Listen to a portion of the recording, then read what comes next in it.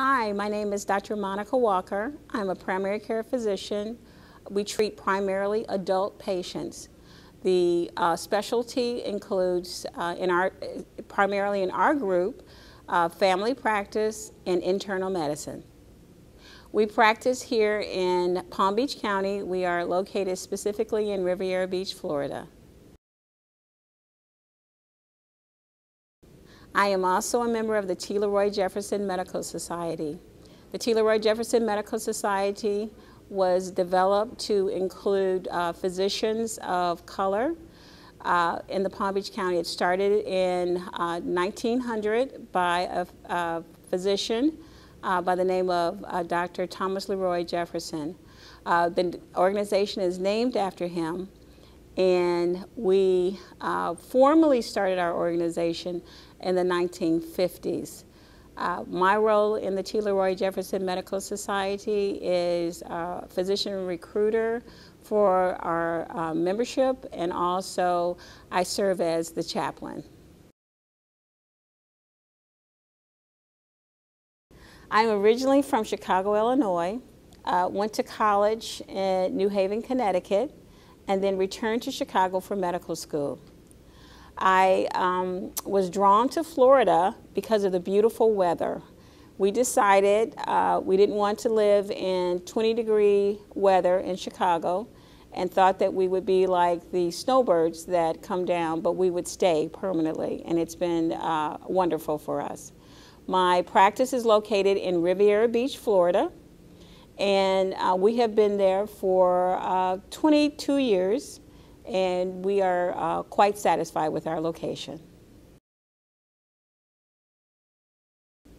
I've been married for the last 31 years. I have 4 children, and my hobbies include reading and teaching.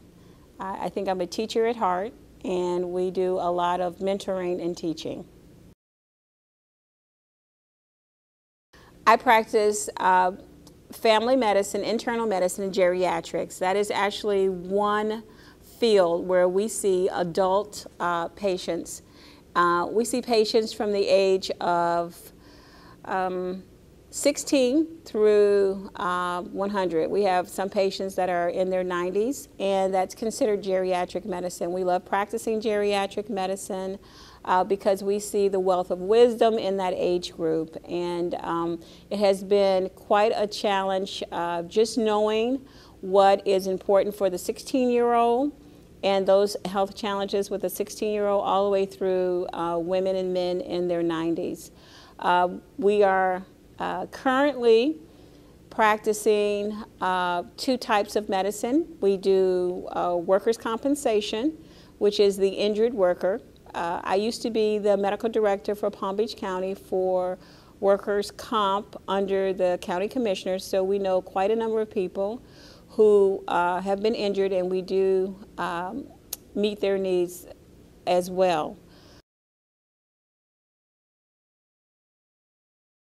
I became interested in becoming a doctor when I was about 15 or 16 years old because I saw another doctor. I went to the hospital to visit a friend, and there were African-American doctors there, and they encouraged me. They said, if you're really interested in being a doctor, we really want you to do one thing right now, and that is to study. We want you to get your grades where they should be, and once you apply to college, let the guidance counselors know that this is what you want to do, and you will not have any problems studying and taking the MCAT and actually going to medical school and doing the part of medicine that you want to do, the specialty of medicine that interests you the most. You won't know that now because you're only 17 years old.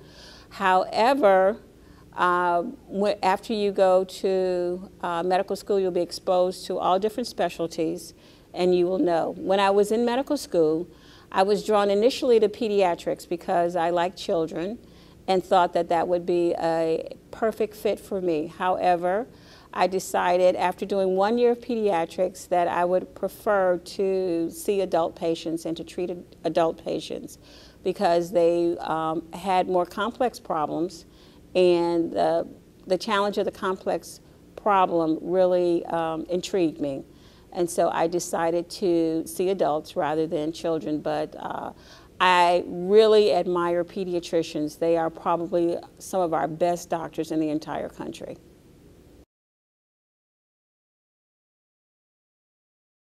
So for students who are interested in going into medicine, I would say whatever your age is, whatever grade you're in right now, I really want you to study. I want you to read well. Once you read and you can comprehend, you'll be able to tackle any specialty that you are interested in. But you have to be a person who is able to read, to comprehend, and I want you to read as much as you can, as comprehensively as you can. If you have something that you're reading and you think, oh, this was too easy, then get something more complicated. Even if it's 2 grades ahead of what you should be, a level you should be on, challenge yourself for it. The other thing I would tell students is don't listen to people who say that you may not be able to do it.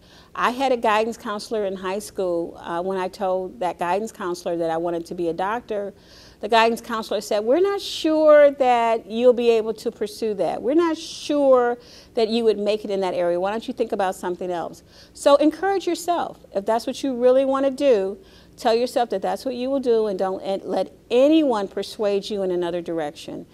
Just follow your heart, follow those things that will help enhance you in terms of your education. Take the challenging courses. If you have an opportunity to take an AP course, if you have an opportunity to do dual enrollment in high school, do it as early as possible. You can do it after the freshman year. Even though your guidance counselor may say we prefer that juniors do it, ask them if there is a possibility that you can do it, and then sell yourself. Tell them why you can do it, and challenge yourself in that course. So I think those are the things that you have to do to really fight for yourself, decide what you want to do, and even if you have made a decision, once you get into medicine, a decision that you want to change, you can change that too. So just because you go into surgery and you decide, well, I don't want to do surgery, I want to do cardiology, you can change it. So I just want you to know there are a lot of opportunities and a lot of ways that you can pursue your goals. And even if you change your mind, you can still pursue whatever that goal is that you have changed to. You can still pursue it and really be happy in it.